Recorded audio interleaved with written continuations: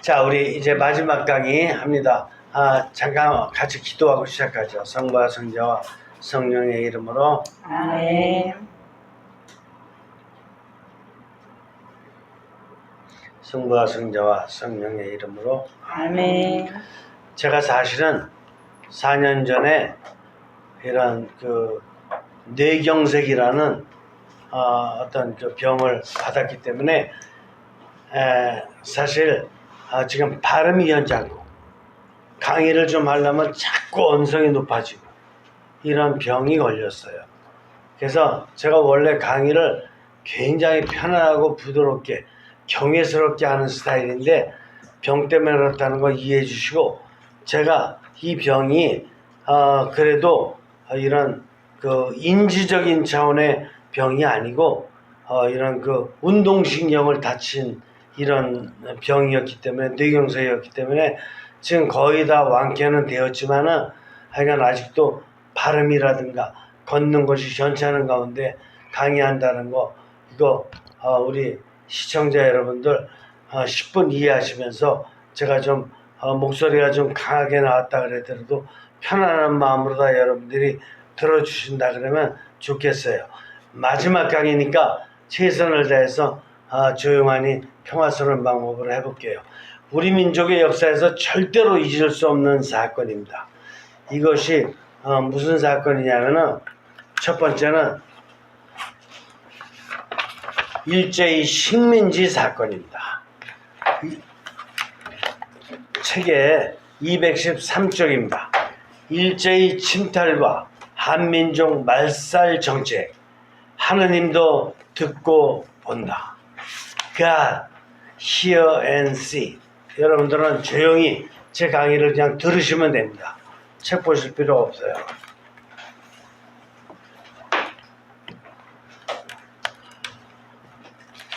(217쪽입니다) 일제의 모든 만행은 결국 한국 민족 말살 정책으로 연결된다.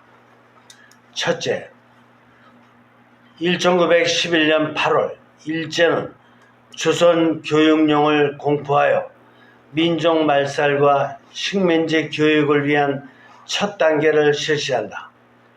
조선 교육령의 기본 내용은 다음과 같다. 조선인에 대한 교육은 일본 제국의 충량한 국민을 육성하는 것을 본의로 하며 일본어를 보급하고 조선에는 대학을 설치하지 않도록 하고 필요하면 실업 기능 교육만 시킨다는 것이다.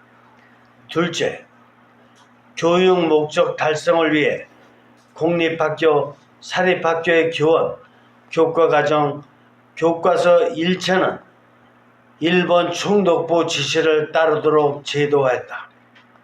셋째, 한국어 시간은 줄이고 일본어 시간은 대폭 늘렸다.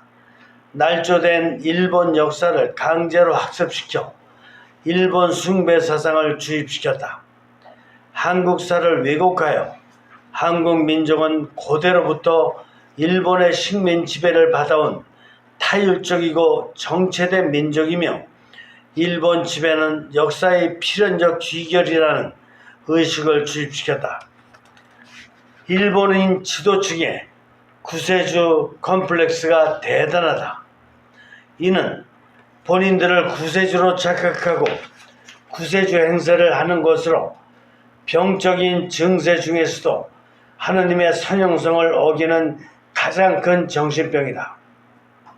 일본 역사는 카마쿠라 막부, 무로마치 막부, 도쿠가와 막부 등 막부 시대 545년을 지내오면서 자국민끼리 상대의 인권 존중은 아예 차버리고 수단 방법 가리지 않고 상대를 굴복시켜야 직성이 풀리는 삶을 살아왔다. 너무 오랫동안 반형성적 역사의 두터운 사회 무의식증 속에서 살아왔으니 그 자아발행의 민족성에 더 이상 할 말이 없다. 어찌 이런 반형성적 생명파괴적 일본 민족이 백의 민족인 한민족 가까운 곳에 위치하게 되었는지 모를 일이다. 하느님의 선용성의 의미를 좀 더 깊이 연구해 보겠다. 조금 더 일본의 만행을 살펴보자. 첫째, 1938년 한 해에만 전국에 일본어 강습서를 3,660여 권 만들어 한국 농민들에게 강제로 일본어를 배우게 하고 일본어 사용을 강요했다. 둘째, 1937년부터는 한국인의 성명을 말살하고 일본식 이름으로 창씨 개명을 하도록 본격적으로 강요했다. 창씨 개명을 안 하면 자녀 학교 취약도 직장 채용도 못하게 했다. 셋째, 한국인에게 관제 미신인 신사참배를 강요했다. 1937년부터 매일 일본 천황이 있는 동쪽을 향해 참배를 강제하는 이른바 동방요배를 강요한 것이다. 또한 일제는 한국인은 한국 민족의 성원이 아니라 일본 천황의 식민임을 맹세하고 황국 신민 서사를 날마다 외워 맹세하도록 강요했다. 일제 36년 강점기 동안 한국인이 받은 피해는 육신, 정신, 마음과 사회 역사적 차원에서 너무 심해 설명할 길조차 없다.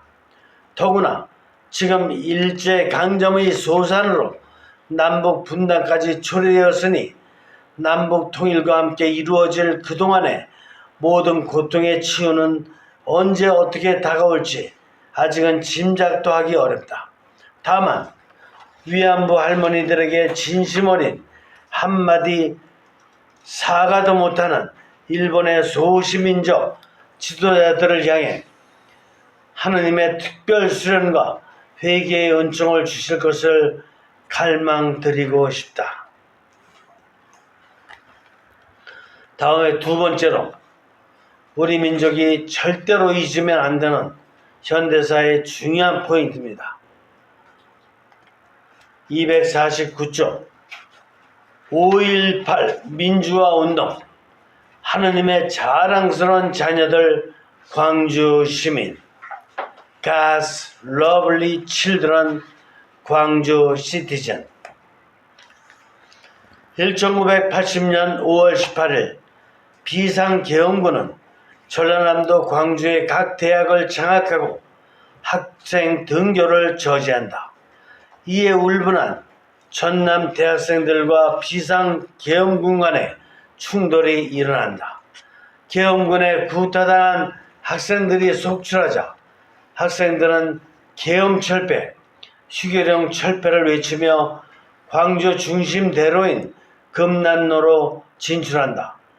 계엄군의 강한 진압으로 학생 시위대는 물론 지지하는 일반 시민들까지 구타 체포당하며 많은 부상자와 연행자가 발생한다.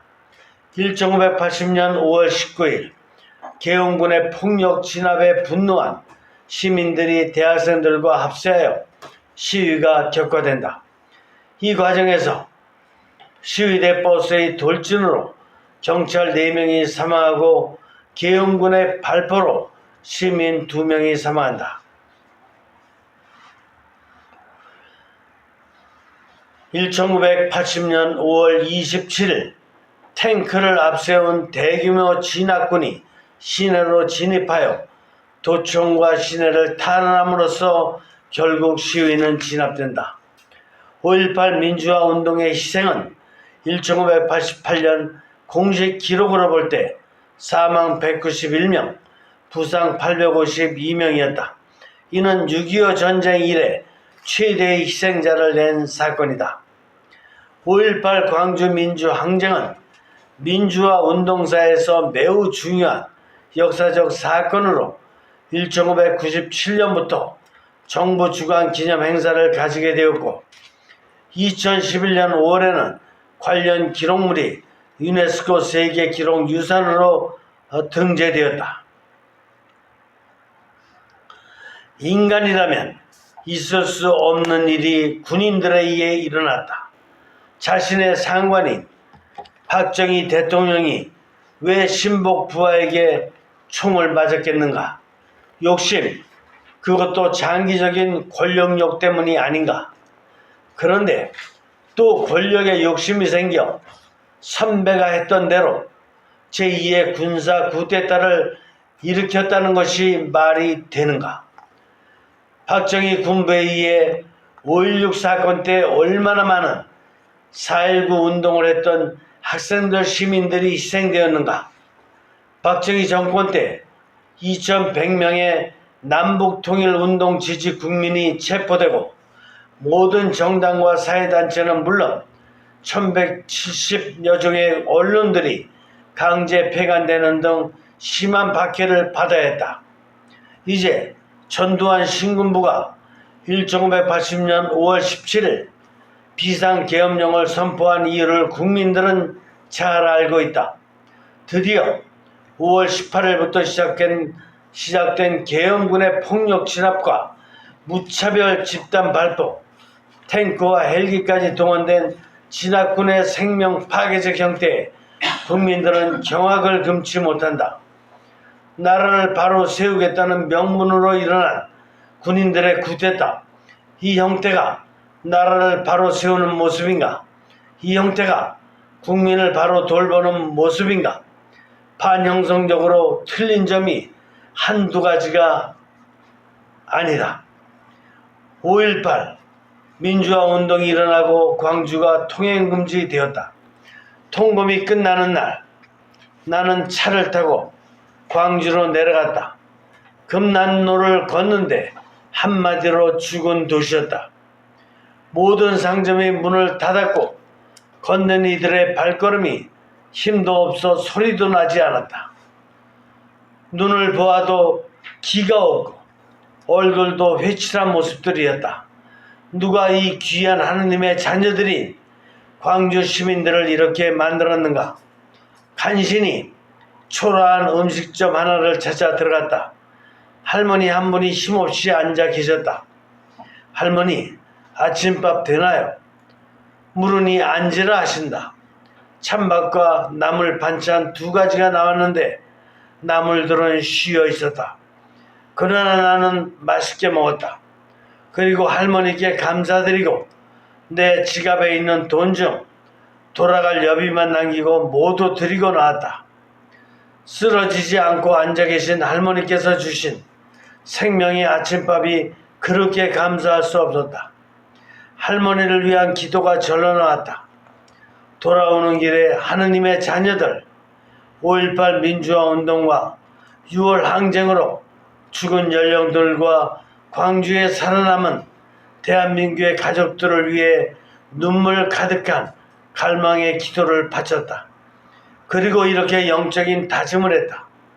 이중 구조 안에서 자아 발행된 지도자들의 오만한 삶 때문에 고통과 죽음을 당한 많은 대한의 가족들이 언젠가 삼중 구조 안에서 하느님의 영화된 삶으로 재형성, 초형성되어 행복과 경외를 함께 느낄 수 있도록 작은 힘이나마 노력하겠다고 다짐한다.